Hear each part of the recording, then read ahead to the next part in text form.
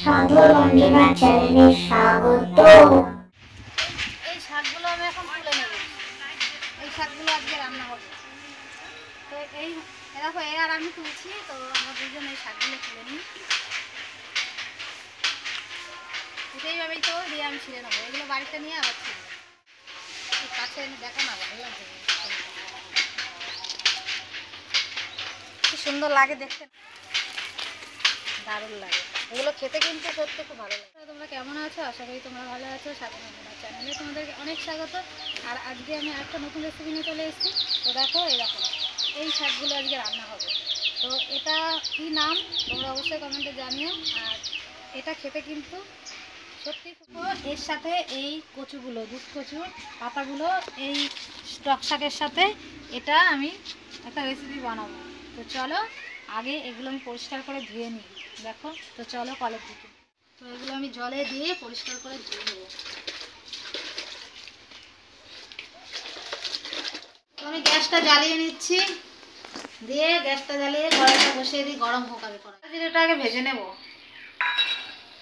আমি খুন্তি আনিনি, দেখেছিস তো, আমি খুন্তি আনা হয়নি, মনে নেই। হাত দিয়ে এখন নেড়ে নিচ্ছি। তো এটা ঢেলে দিচ্ছি। কালো জিরে ভাজা হয়ে গেছে, লঙ্কাটা ভেজে নিচ্ছি।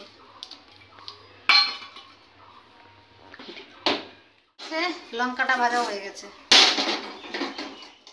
সেটা একটু তেল দিয়ে নিই।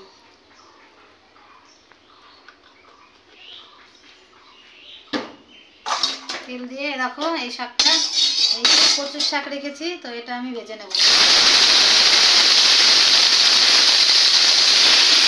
এই দেখো শাকটা একটুখানি হয়ে গেছে, কমে ভাজা ভাজা হয়ে গেছে। এর মধ্যে আমি এই দেখো টক শাকটা দিয়ে দেবো। এটা দিলেও আরও কমে যাবে। আর যাই হোক, এই শাকটা খেলে না প্রচণ্ড ঘুম হয়, জানো তো। আর মুখে মানে কি বলবো, রুচি না থাকলেও না এই শাকটা খেলে বেশ মুখে রুচি হয়, বেশ ভালো লাগে। আর এখন তো ধরো শীত কমে গেছে, হালকা গরম গরম পড়ে গেছে, তো গরমের সময় তো আরও ভালো লাগে।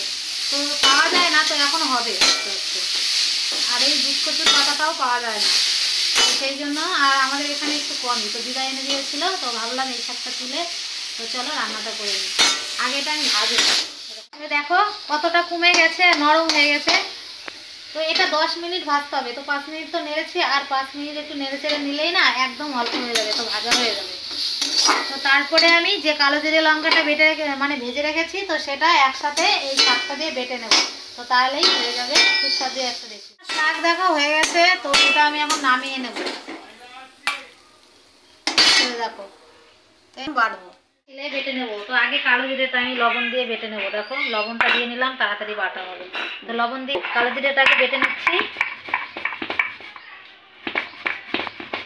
দিয়ে এর মধ্যে আমি বেটে নেবো। আজকে লঙ্কা বেটে হাত যা জ্বলবে না গো। এবারে দেখো আমি এর মধ্যে এই শাকটা দিয়ে নিচ্ছি।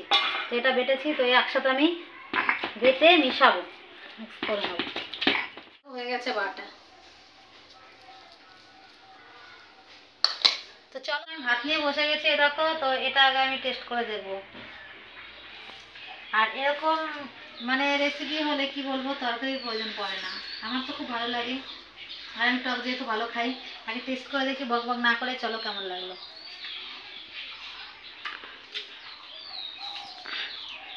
এই বছরে আর কি প্রথম আমি আজকে রান্না করলাম এই পাতাটা, আর এখনই হবে এই পাতাটা। আর সাথে আছে এরকম সোয়াবিন কষা, আর তার সাথে চিকেনও আছে। তো এই দেখো চিকেন রান্নাও করেছি। তো বন্ধুরা, আমার ভিডিওটা কেমন লাগলো তো অবশ্যই তোমরা জানিও। দেখো ঢেকুর হচ্ছে, একটু জল খেতে হবে। তো ভালো লাগলে অবশ্যই লাইক কমেন্ট শেয়ার করে দিও। চ্যানেলটা যারা যারা এখনো সাবস্ক্রাইব করোনি অবশ্যই করে দিও। তোমার সাথে দেখা হবে আবার একটা নতুন ভিডিওর সাথে। তো টাটা।